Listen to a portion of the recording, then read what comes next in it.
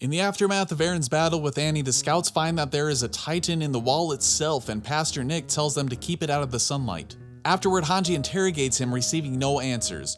Flashback 12 hours earlier, and the scouts encounter a number of titans and set out to warn the populace about a breach in the wall. They split into groups as Mike moves to slow the monsters down. Back to present, Mike kills multiple titans, buying enough time for the rest to escape, but a speaking beastly titan attacks him, taking his gear, leaving him to be brutally killed by the rest of the titans, whom the beast titan can apparently order around. Armin theorizes that the walls could be made of hardened titan skin. Sasha, meanwhile, returns to her homeland to warn them, but she was too late and like a badass saves a little girl, afterward being reunited with her father and the other villagers.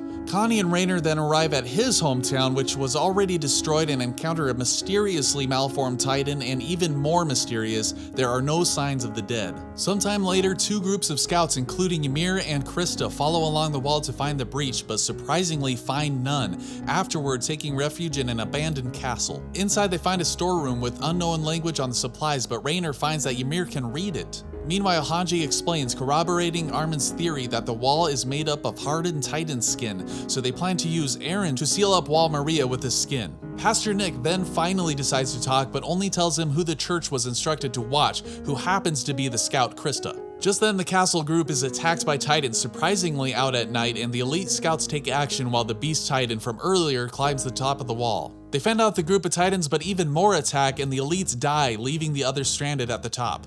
However, to everyone's shock, Ymir jumps off the tower and transforms into a titan. Flashback to cadet training in the blistering cold of winter, which Krista and Ymir are stranded far from base, Krista determined to save their injured comrade Daz, despite Ymir's misgivings, and it's revealed that Krista is the illegitimate daughter of a noble and went into hiding for her safety.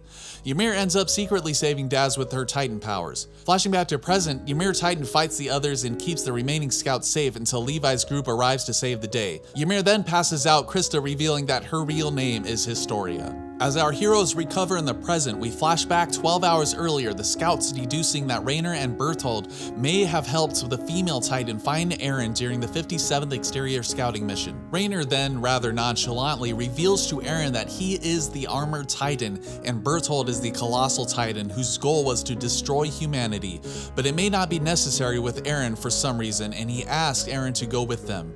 Eren obviously refuses, and both Rainer and Berthold transform, taking Eren and Ymir, but not giving up without a fight. Eren transforms as well, feeling the bitter sting of betrayal. The scouts attempt to fight the colossal titan, but it encompasses itself in steam, so they can't get close, while Eren gets his butt whooped by Rainer. Eren, however, is able to use some grappling moves to gain the upper hand, but on the verge of victory, the colossal titan falls on them, allowing them to take Eren away. Reinforcements arrive, led by Commander Erwin, and they set off toward a giant forest, assuming that's where they took Eren. Eren, Rainer, Berthold, and Ymir hang out in the forest while waiting for sunset to move, while Eren and Ymir heal their severed limbs. Rainer shows that he has a couple bolts loose, having a difficult time living with himself as Eren rages at them, and the scouts finally come into view. Ymir sides with Rainer, and he plans to take Krista as well, and Berthold questions her about being a titan before she turned human again. She reveals that she wandered for 60 years as a titan, and they set off away from the approaching scouts. Ymir realizes that Krista is probably with them, memories of her life as a human, then titan, then human again flashing through her, and despite Rainer's objections, she transforms into a titan and takes Krista. Ymir explains to Krista that they're better off outside the walls, but says that she kidnapped her so that Rainer and Berthold will forgive her for eating their friend. But her motives are still fairly unclear.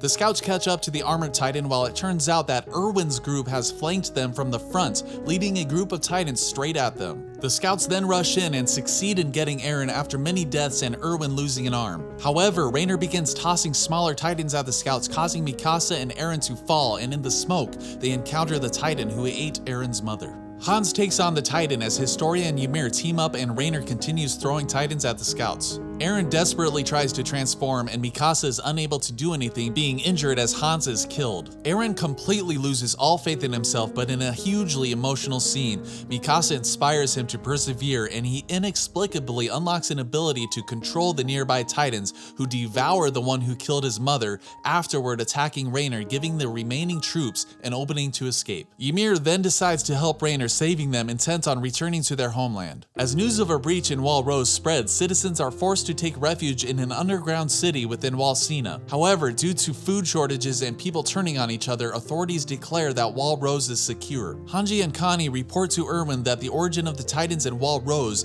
is most likely humans from Connie's village, and Erwin declares that they are one step closer to finding the truth. We then see the Beast Titan with some blonde dude on its shoulder as Season 2 of Attack on Titan ends.